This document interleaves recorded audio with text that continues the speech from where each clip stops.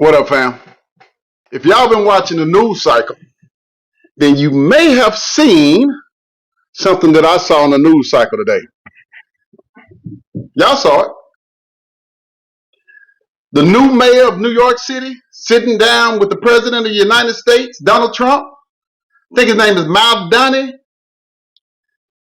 And anytime two leaders meet, especially right now, you have to stop and ask yourself, now, not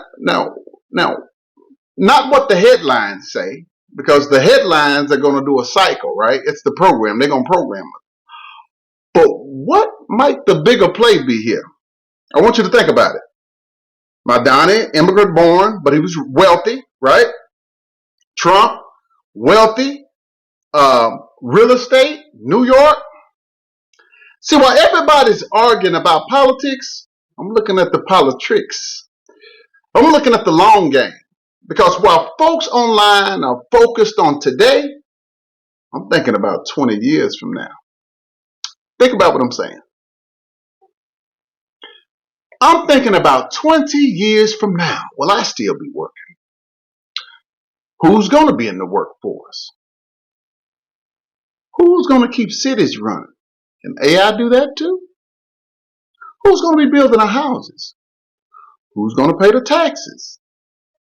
Who's going to repair the streets and the bridges? I mean, really, who's going to keep this country moving? When America's birth rates keep sliding lower and lower every single year. We have a declining population as it relates to age. Our seniors held it down. Like the baby boomers held it down. But they're in their late 70s, 80s. So this is just not unique to America. Countries all over the world are panicking about fertility collapse. Think about Japan, South Korea, Germany. And the United States is not magically exempt from the mad. When native-born rates drop, somebody has to fill in the gap. That's just the reality. The argument or the thought is how and who, right? How do we not change your culture but allow new folks in, right? They want to play. And right now, the communities that are growing the fastest in the country are Hispanics and immigrant families. That shouldn't be the discussion. That shouldn't be the headline that I see on the news. It should be the how. How do we build it? How do we make it right? How do we make it work? I'm just dealing with reality. The Hispanic population is growing the fastest. That's not a bad thing. But how y'all treating them? Man. So when I see the mayor of one of the most diverse cities in the United States of America sitting with President Trump right after he said last week, I know you're watching. You know, my mind isn't just on crime or immigration or whatever they say that they're pushing on the news cycle. My mind goes to, like Charleston says sometimes, everybody's playing, right? And so my mind goes to a population strategy, a strategy called succession, right? That means who's going to replace you when you're gone. Demographic survival. Who's going to shape the cultural, political power of the next generation? See, the laws that they set now, that's going to affect our kids' kids. A lot of that stuff ain't going to impact us. We've already been through it. You know, our working cycle, my working cycle is almost done. The only thing that can do to affect me is Medicaid, Medicare, capital gains tax. But what if the real conversation behind those closed doors today wasn't just about today's crisis or the social media call-outs they did about one another, but about the fact that New York and really the entire country is running headfirst into a future where we simply don't have enough young people to support a strong GDP, gross domestic product.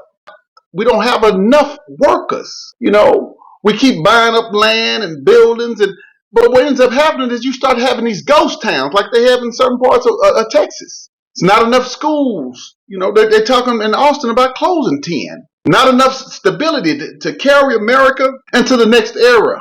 unless something changes. So that's why I want y'all to get in the comments. I want to hear your thoughts, because to me, this is not no conspiracy stuff. This is not some gloom and doom, some Alex Jones stuff. I don't do that.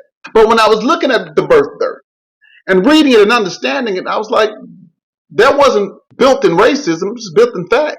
And that's why last week's episode hit the way it did, because people feel like this shift is black, Hispanic, white, Asian.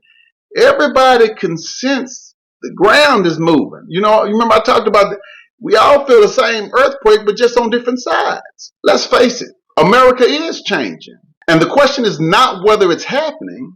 The question is, who's planning for it? Who's pretending it's not real? Who's pretending it's not happening?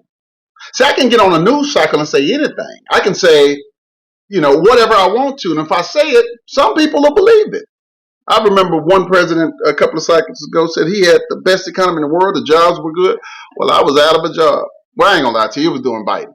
But when leaders start meeting suddenly out of nowhere, I pay attention. Not because of the drama, but because of the demographic math. See, while I am a Republican sometimes, and I've been a Democrat, I don't get into those politics anymore, or politricks like that. Because America's future won't be decided by debates. It won't be decided by going extreme left or extreme right. It'll be decided by who's being born, who's raising families with morals, with values that we value, and which communities are growing and which communities are shrinking. That's just facts. It's just basic math. So here's the real question, right? Are these leaders finally waking up to the population crisis? And are they quietly trying to get ahead of it?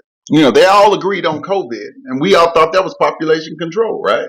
You let something out the bag, you want to get rid of some people. Or are we watching the early moves of a demographic power shift that no one is willing to sell out yet? I mean, that's a scary thought. See, my people have always had to blend in. We've always, we've always been behind, right?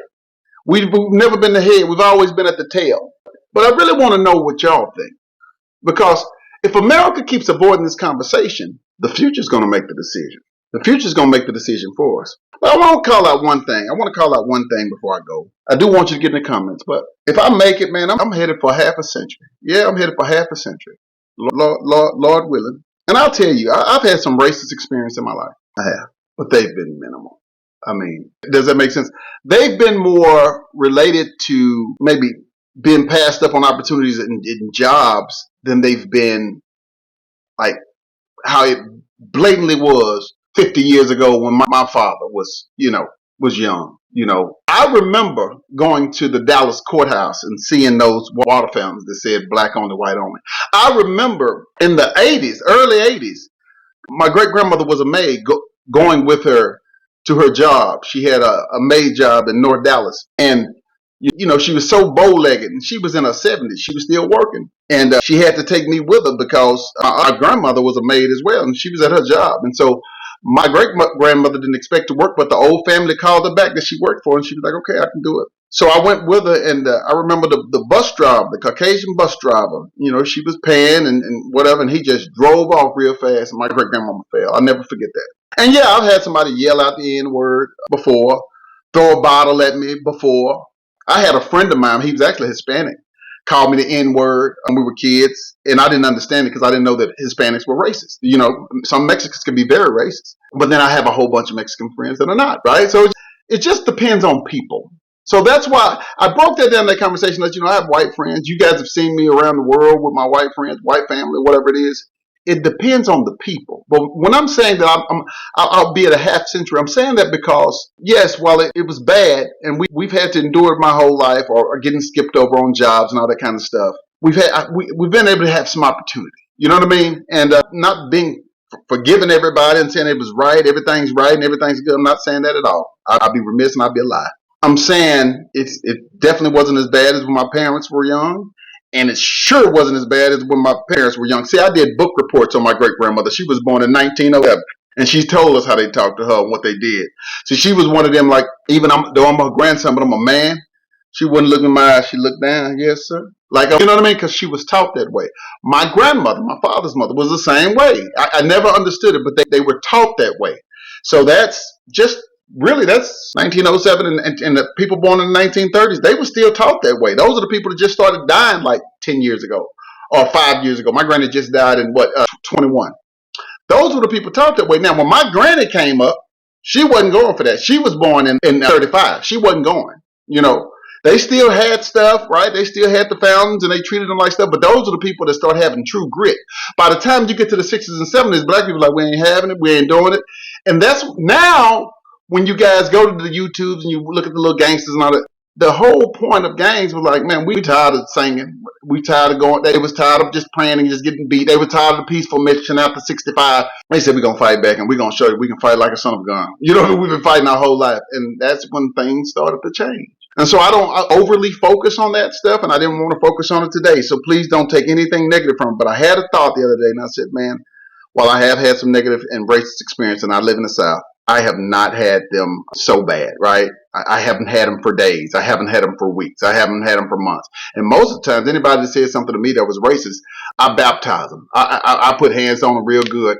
And we became friends. So just want to leave with that, because how I think it ties into this conversation is this. I remember living in an all-black neighborhood in South Oak Cliff. And to get away from some of the crime and the shootings, because it was getting bad, man. I'm talking about really bad. We moved to Central Oak Cliff, which I call, the Keystone Polk area. I live in Brockcliff. And if you've seen me talk about Brockcliff. Or if you've seen a video while I'm standing at Big T Bazaar and I'm like, hey, I used to live right behind it. Well, I lived in the houses back there. That's where my grandfather lived. And then we lived in Keystone Polk in some apartment in Brockcliff. So later, back and forth, we might move in with my granddad, for 6 months and then move back to the apartment or whatever. But that was my neighborhood. I lived there for about 6, 7 years, And then my mother moved us over to West Oak Cliff, which I had never heard of nor seen. I never used to go to that side. And that's why I had an opportunity to go to school with people from Thailand and Laos, Hispanics, white people, right? Like their dads were cops and all that. And I lived in some apartments. Y'all would call them the bricks, or you would call them projects, but they weren't projects. They were just government subsidized, and they looked nice, but they were government subsidized. So the people living there, you had some government assistance. Most of the people were single parents. I don't even think you could have a man there now, or you had to pay extra or something. I don't know, but all of my friends, it was just their mom. It was just their mothers, and that's how we were raised, right? And you don't think about that until you get older and you go look back, hey. And they had these strange rules, right, where they could just pop up, just like in the projects, I guess, pop up and then just inspect your house when you're not there. So they, like communism or something, they just pop in and leave a note that they were there. And I don't know. It's really weird when I go back and think about it. But they would do stuff like that, like search our houses, searching for weapons, all kind of weird stuff. And but the reason I had that thought is because I didn't see diversity, right? Because people talk about all this stuff, but I didn't see diversity until I moved to West Oak Cliff. I didn't get to know an Asian friend until I moved to West Oak Cliff. Those guys, if I ran into Suthi or any of those guys still today, man, we'd be friends. I ran into them some years ago, and we just remembered the good old days playing soccer with each other. It was even Africans, Asians, whites, Hispanics, and regular black folks. And then we start moving in from the hoods. People start hearing about that neighborhood, Village Green. And they start moving. And I wondered why, and now I got to go back and think about it. Most of the people that came from the West Dallas projects, they came from the projects because, again, they could still get their assistance. We were getting our assistance. It was just, I think rent was like $350 a month back then. You know what I mean? So I said that to say, I think I grew immensely by getting to fight against some of those people and getting to become close friends with some of those people, because I learned the difference. And everybody had a story, and everybody had a struggle story, and we were all the same. And I know that sounds crazy. Either they were having problems with their mom, their brother, whatever. We're just people.